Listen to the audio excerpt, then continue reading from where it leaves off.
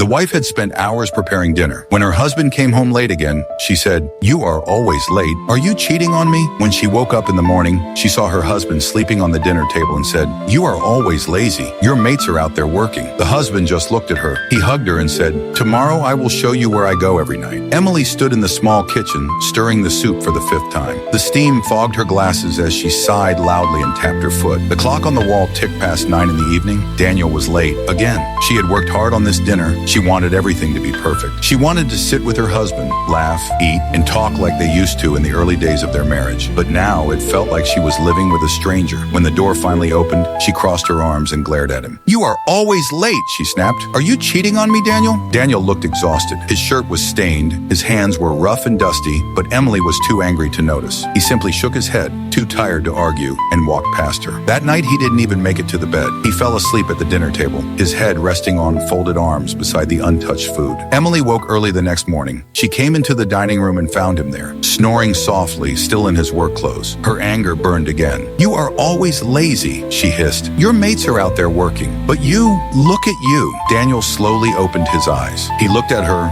for a long moment. His eyes carried a sadness she didn't recognize, but she was too frustrated to see it. He stood up, walked over, and hugged her. His arms were warm but heavy. "Tomorrow," he whispered, "I will show you where I go every night." All day, Emily kept thinking about his words. Where does he go? Why doesn't he ever tell me? Why is he always so tired? She wondered if maybe he had another woman, or maybe he was gambling away their little money. The thought made her angry, but deep down, she felt a strange fear. When Daniel came home the next evening, he didn't argue. He simply said, "Come with me. I want you to see something." Emily frowned, but agreed. She followed him through dimly lit streets until they reached a construction site. The place smelled of dust and cement. Floodlights glowed faintly, and men with tired eyes moved bricks and blocks in the cool night air. To her shock, Daniel walked straight into the group, picked up heavy bricks, and began working. She watched in silence as he carried cement bags that seemed twice his weight, his face dripping with sweat. He worked alongside men much younger than him, never slowing, never complaining. Emily's eyes widened. "You mean, this is where you go every night?" she asked softly. Daniel only nodded and kept lifting. His back was bent, his hands calloused, his clothes soaked in sweat. Hours later, when the shift ended, the men lined up to receive their pay.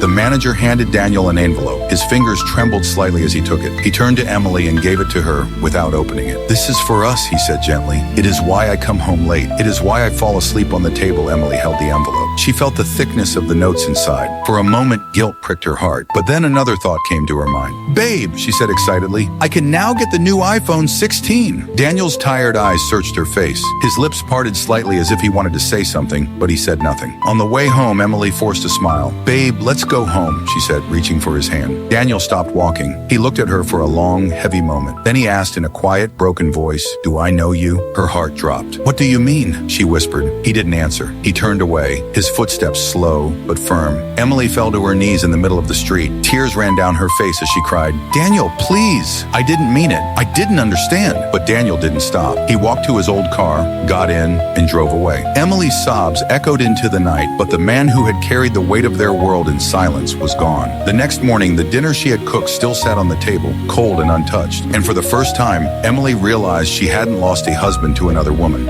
She had lost him to her own blindness. Drop a heart if you respect hardworking.